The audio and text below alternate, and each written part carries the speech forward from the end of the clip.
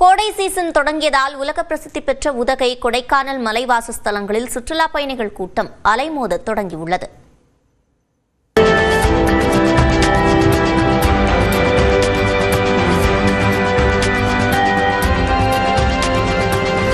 சுட்டெரிக்கும் கோடை வெயிலின் தாக்கத்தில் இருந்து தப்பிக்க குளிர்ச்சியான சூழலை நாடி மலைவாச ஸ்தலங்களை நோக்கி மக்கள் அதிக அளவில் செல்வது வழக்கம். எப்பொழுதும் போல மலைகளின் ராணி என்று போற்றப்படும் உதகையில் சுற்றுலா பயணிகளின் வருகை அதிகரித்து காணப்படுகிறது. உதகை நகரில் உள்ள ஏரியில் மக்கள் உற்சாகமாக படகு சவாரி செய்கின்றனர்.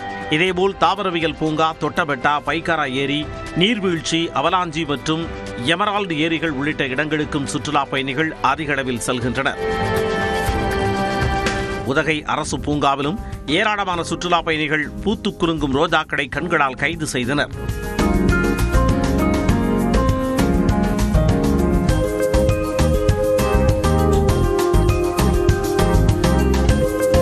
நம்மளுக்கு தெரிஞ்சதெல்லாம் ஒரு 4-5 கலர் ரோஸ் தான்.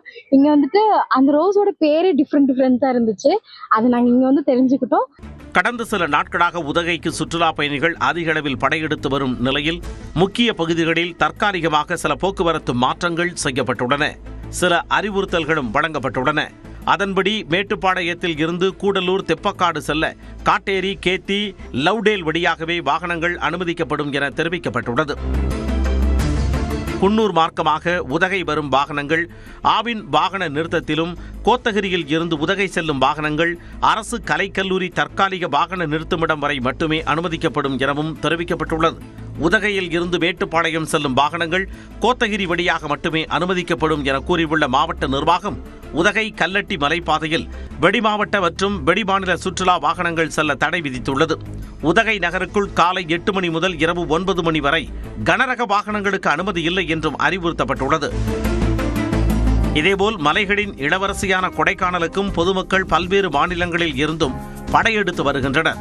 வனத்துறை கட்டுப்பாட்டில் உள்ள தூண் பாறைகள், குணா குகை, பைன்மரச்சோலை, மோயர் சதுக்கம் உள்ளிட்ட சுற்றுலா தலங்களில் மக்கள் நடமாட்டம் அதிகரித்து காணப்படுகிறது.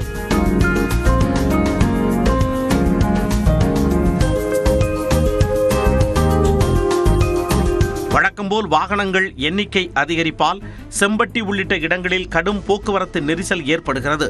செண்பகனூர், புலிச்சோலை உள்ளிட்ட சாலைகளில் 5 கிலோமீட்டர் தூரத்திற்கு வாகனங்கள் நேற்று அணிவகுத்து நின்றன.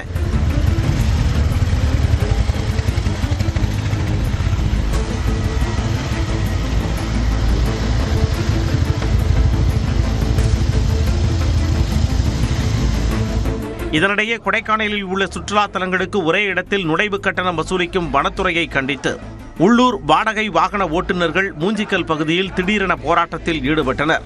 அதிகாரிகளின் பேச்சுவார்த்தையை அடுத்து 10 மணி நேர போராட்டம் கைவிடப்பட்டது. கலெக்டர் முன்னிலையில் பேசி உங்களுக்கு நிரந்தரமாக அங்க உள்ள ஸ்கேனர் அகற்றுறதுக்கு முயற்சி பண்றோம்னு சொல்லி எங்களுக்கு வாக்குறுதி கொடுத்திருக்காங்க. இதனிடையே கொடைக்கானலில் வனத்துறை கட்டுப்பாட்டில் உள்ள சுற்றுலா தலங்களுக்கு இன்றும் நாளையும் கட்டணமின்றி செல்லலாம் என திண்டுக்கல் ஆட்சியர் சரவணன் தெரிவித்துள்ளார்.